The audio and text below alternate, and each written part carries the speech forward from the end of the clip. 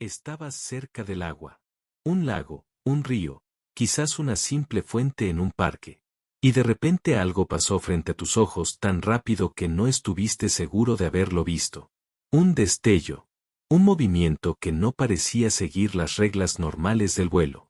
Algo que cambió de dirección en mitad del aire sin desacelerar, sin preparación, sin el arco que necesita cualquier otro ser volador para girar. Y cuando por fin se detuvo, suspendido en el aire como si la gravedad fuera opcional para él, viste que era una libélula. Y probablemente pensaste que era bonita. Y seguiste caminando. Lo que no sabías es que en ese segundo que duró el destello, la libélula que pasó frente a ti había calculado la trayectoria de al menos 3 insectos diferentes, había seleccionado uno como objetivo, había predicho su posición futura con una precisión milimétrica y estaba en plena ejecución de un ataque con una tasa de éxito que ningún otro depredador del planeta puede igualar. 95%. Ese es el porcentaje de éxito de caza de la libélula. 9 de cada 10 ataques terminan con la presa capturada. Para tener una referencia, el león, que es el símbolo cultural del depredador supremo, tiene una tasa de éxito de alrededor del 25%. El tiburón blanco, dependiendo de las condiciones, entre 40 y 60. El guepardo, el animal terrestre más rápido del planeta, alrededor del 50. La libélula lo supera a todos. Y lo hace con un cuerpo de 5 centímetros. Pero antes de entrar en cómo, hay que destruir algo que casi todo el mundo cree sobre este animal. La creencia más común sobre la libélula es que es un insecto decorativo. Algo que embellece los entornos acuáticos, que añade color y movimiento a la escena, que existe principalmente como elemento estético de la naturaleza. Algunas personas tienen un vago recuerdo de haber aprendido que come mosquitos. Pero incluso eso se queda como dato marginal, sin que nadie entienda realmente lo que significa. Lo que significa es esto: la libélula es posiblemente el insecto más importante para el control de mosquitos que existe en el planeta. Y su eficiencia en esa tarea es tan extraordinaria que los científicos que la estudian usan palabras que raramente aparecen en artículos de entomología. Palabras como perfecta, como incomparable, como sin equivalente conocido. Y la razón de esa eficiencia empieza en algo que está ocurriendo dentro de la cabeza de la libélula en este preciso momento, mientras tú ves este video. Los ojos de la libélula ocupan aproximadamente el 80% de su cabeza. No es una exageración poética. Es anatomía literal. Cada ojo está formado por hasta 30.000 unidades individuales llamadas somatidios, cada una orientada en una dirección ligeramente diferente, cubriendo en conjunto casi 360 grados de campo visual. La libélula no tiene puntos ciegos. Puede ver simultáneamente hacia adelante, hacia los lados, hacia arriba y hacia abajo. En todas las direcciones al mismo tiempo. Pero lo que hace verdaderamente extraordinarios a esos ojos no es su cobertura. Es lo que hacen con la información que reciben. Los ojos de la libélula tienen 4 tipos de fotorreceptores. Los humanos tenemos 3, que nos permiten ver el espectro de colores que conocemos. La libélula tiene un 4º tipo que le permite ver luz ultravioleta. Eso significa que percibe el mundo en una paleta de colores que nosotros no podemos imaginar directamente. Colores que no tienen nombre en ningún idioma humano porque ningún humano los ha visto nunca. Y dentro de esa visión extraordinariamente amplia, la libélula tiene una región de alta resolución en la parte superior de cada ojo que está especializada en detectar objetos pequeños en movimiento contra el fondo del cielo. Exactamente donde aparecen los mosquitos y otros insectos voladores cuando los ves desde abajo. Esa región es tan sensible que puede distinguir un insecto de 2 milímetros de diámetro a más de 10 metros de distancia, en movimiento, contra un cielo brillante. Es una herramienta de detección construida específicamente para encontrar presas en vuelo. Afinada por 300 millones de años de evolución para hacer exactamente esa tarea mejor que cualquier otro sistema visual conocido. Y los ojos son solo el principio.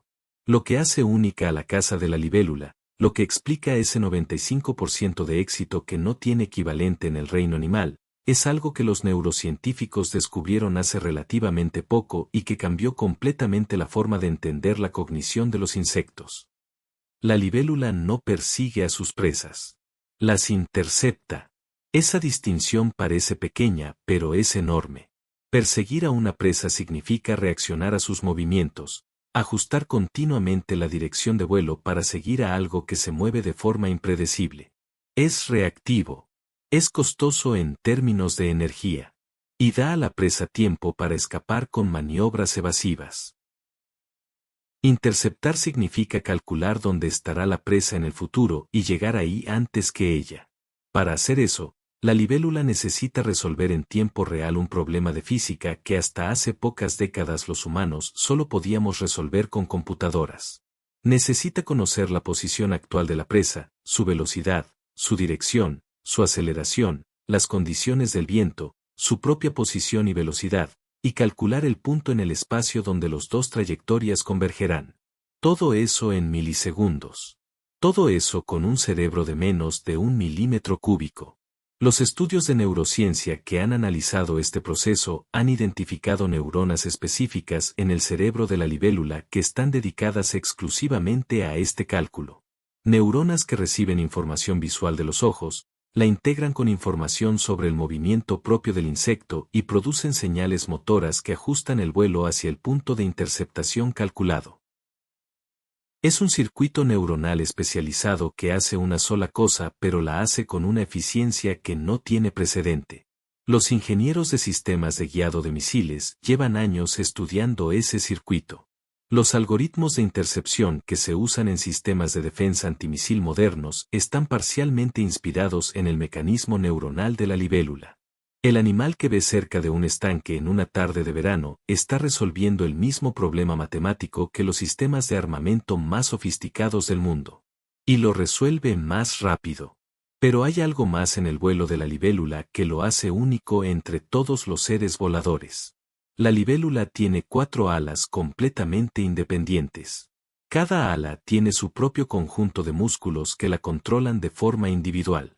Eso significa que puede mover cada ala en una dirección diferente simultáneamente. Puede aumentar la potencia en las alas derechas mientras reduce en las izquierdas. Puede usar las alas delanteras para frenar mientras las traseras generan propulsión. Puede crear combinaciones de movimiento que ningún otro insecto volador puede replicar. El resultado es una maniobrabilidad que parece violar las leyes del vuelo convencional. La libélula puede volar hacia adelante a velocidades de hasta 50 km por hora. Puede volar hacia atrás. Puede volar lateralmente. Puede girar 90 grados en el aire sin perder velocidad. Puede detenerse en el aire y mantenerse suspendida con una estabilidad perfecta, algo que requiere ajustes constantes y coordinados de las 4 alas de forma simultánea. Los ingenieros aeronáuticos que estudian el vuelo de la libélula han encontrado principios que están empezando a aplicar en el diseño de drones de nueva generación. Especialmente en drones que necesitan operar en espacios reducidos, hacer giros bruscos o mantenerse estables en condiciones de viento variable. La libélula ha resuelto esos problemas de ingeniería de vuelo hace 300 millones de años. Y ahora hablemos de lo que esa capacidad de vuelo extraordinaria significa en términos de lo que la libélula hace cada día. Una libélula adulta puede consumir su propio peso en insectos en un solo día. Y su presa preferida, la que representa la mayor parte de su dieta en la mayoría de las especies, son los mosquitos. No los mosquitos adultos solamente, también las larvas. Porque la libélula tiene una fase larvaria acuática que puede durar entre 1 y 5 años dependiendo de la especie, y durante esa fase la larva es igualmente un depredador voraz que vive en el agua y se alimenta de larvas de mosquito, de pequeños crustáceos, de renacuajos y de cualquier otra criatura acuática pequeña que encuentre. Una sola libélula en sus fases larvaria y adulta combinadas puede consumir miles de larvas y adultos de mosquito a lo largo de su vida.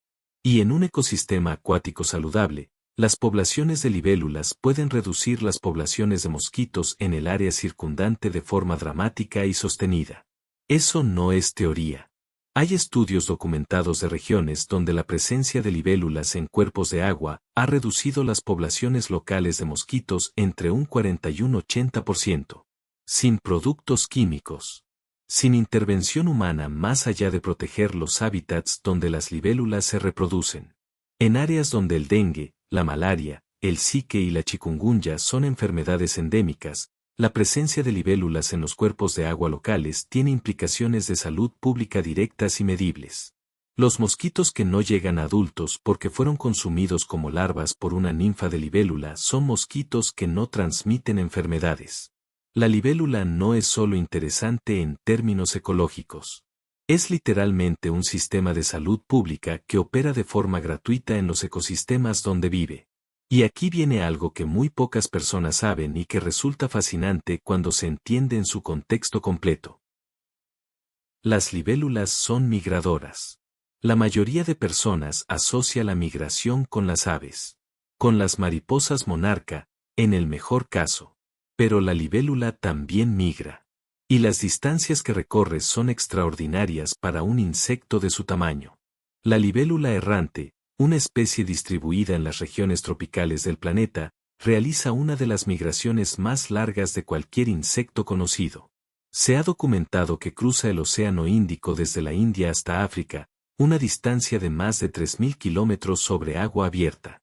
Para lograr ese viaje, aprovecha los sistemas de vientos monzónicos en ambas direcciones, viajando con el viento de popa para no agotar sus reservas de energía.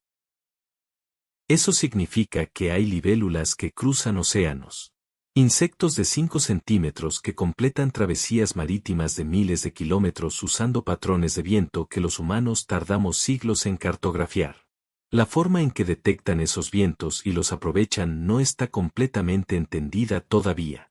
Pero los estudios sugieren que las libélulas tienen sensores de presión en sus antenas y en la superficie de sus alas que les permiten detectar cambios en las corrientes de aire con una precisión que las orienta hacia los vientos favorables. Son, en términos prácticos, pequeños instrumentos meteorológicos voladores.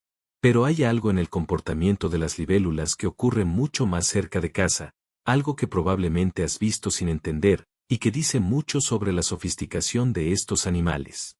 Las libélulas tienen territorios. Y los defienden activamente. El macho de libélula elige una porción de territorio cerca del agua, generalmente un área donde la luz del sol llega directamente a la superficie, porque esas condiciones atraen a las hembras y son las mejores para la puesta de huevos. Y defiende ese territorio contra otros machos con una agresividad y una persistencia que sorprende para un insecto. Las confrontaciones territoriales entre machos de libélula son exhibiciones de vuelo de una complejidad que los investigadores describen como similares en estructura a los combates aéreos entre cazas militares. Ascensos verticales. Giros en espiral. Aproximaciones y retiradas. Fintas. Todo a velocidades que el ojo humano apenas puede seguir. Y el macho que controla mejor su vuelo, que puede mantenerse en posición de ventaja durante más tiempo, que puede ejecutar las maniobras más precisas, gana el territorio. Ese territorio no es solo un punto en un mapa. Es acceso a las hembras que vendrán a poner huevos en esa zona de agua. Es acceso a la reproducción. Es el resultado directo de décadas de presión evolutiva que seleccionó a los mejores pilotos para transmitir sus genes. Y hay algo en esas disputas territoriales que los investigadores encontraron desconcertante durante mucho tiempo. Los machos de libélula reconocen a sus rivales individuales. No solo reaccionan ante cualquier libélula que entre en su territorio.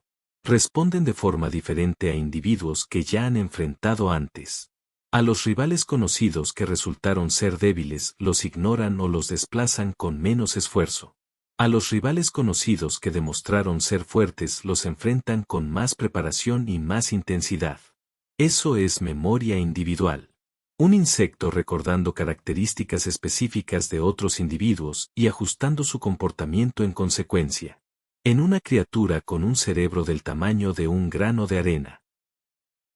Ahora hablemos de algo que ocurre en el agua y que la mayoría de personas nunca ha visto aunque haya pasado junto a cuerpos de agua toda su vida.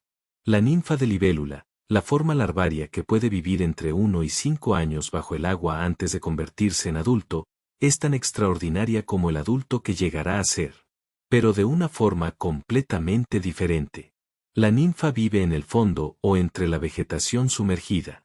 Es oscura, de aspecto torpe, sin ninguna de la gracia que caracteriza al adulto. Pero dentro de ese cuerpo aparentemente sin elegancia hay un sistema de caza que resulta igual de sofisticado. La ninfa tiene una estructura llamada máscara, que es una extensión articulada de la mandíbula que puede proyectarse hacia adelante a una velocidad extraordinaria para atrapar presas. Esa máscara normalmente está plegada bajo la cabeza, invisible, sin dar ninguna señal de su presencia. Cuando la ninfa detecta una presa a la distancia adecuada, la proyecta hacia adelante en una fracción de segundo, atrapa a la presa con sus garras y la retrae. El movimiento completo es tan rápido que la presa raramente tiene tiempo de reaccionar. Es un mecanismo de ataque sorpresa de una eficiencia comparable al del adulto. Diferente en diseño, pero igual en resultado. Y la ninfa puede cazar presas considerablemente más grandes que ella misma. Renacuajos. Peces pequeños. Otros insectos acuáticos. Incluso, en las especies más grandes, pequeños peces de hasta varios centímetros. Una ninfa de libélula es el depredador dominante en muchos ecosistemas de agua dulce de pequeña escala. Estanques. Riachuelos. Zonas de vegetación acuática en lagos. Cualquier cuerpo de agua pequeño donde viva una ninfa tiene una dinámica ecológica completamente determinada por su presencia.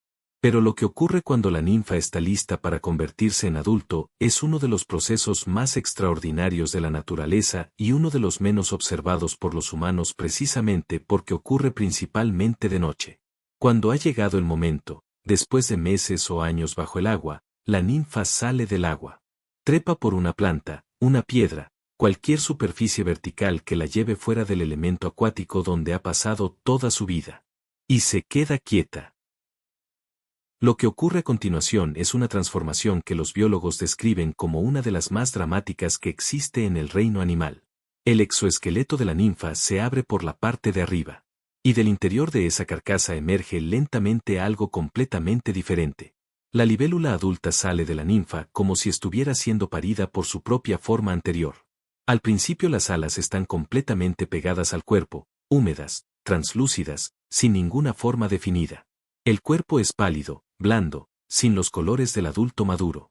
Y durante las siguientes horas, la libélula infla sus alas con hemolinfa, el equivalente insectil de la sangre, hasta que toman su forma característica. Los colores se desarrollan progresivamente. La rigidez del exoesqueleto aumenta a medida que se seca y se endurece. Y cuando el sol del amanecer llega, la libélula ya está lista. Lista para volar por primera vez. Lista para cazar.